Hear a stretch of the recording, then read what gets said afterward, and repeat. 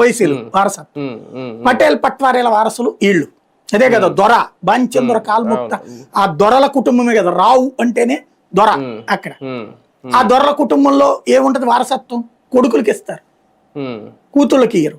అక్కడ అది అక్కడ ఒక సెంటిమెంటల్ పాయింట్ ఉంది. ఈవిడేమంటుంది, నాకు వాటా కావాలంటుంది. అక్కడ కేసీఆర్ ఏమో ఆ వారసత్వపు లక్షణాలు ఉన్నాడు కదా, ఇవ్వడు. అక్కడ వస్తుంది డిస్ప్యూట్ ఇప్పుడు.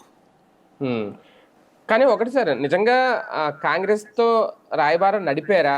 ఒకవేళ నిజంగా ఈమె కాంగ్రెస్ లోకి వెళ్ళాలి అని అనుకుంటే ఎంతకు మించిన ప్రాధాన్యత అక్కడ ఏముంటది? ఇక్కడ ఏదో అడుగుతున్నారు, ఓకే ముఖ్యమంత్రి పదవి కావాలో షేర్ కావాలో ఏదో అడుగుతున్నారు. అక్కడ కనీసం మహా అయితే ఒక ఎంపీ ఎమ్మెల్యేకి మించి అంతకు మించి ఏముంటది? ఎందుకు నిజంగా కాంగ్రెస్ లోకి వెళ్ళాలనుకుంటుంది? అట్లా కాదు, నేను అనుకోవడం ఏంటంటే కాంగ్రెస్ లోకి పిసిసి చీఫ్ ఇవిడ తీసుకోవాలని కోరుకుంటుంది అన్నమాట వినబడుతుంది.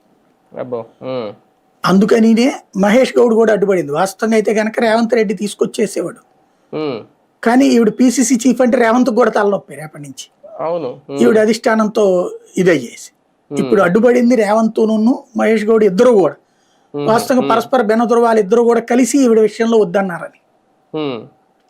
మేబీ కేకే ద్వారా ఏమైనా రాయబారం పంపించిందేమో, ఎందుకంటే మీడియేటర్ అంటే ఇప్పుడు కాంగ్రెస్ అధిష్టానంతో డీలింగ్ ఉన్నది కేకేకే.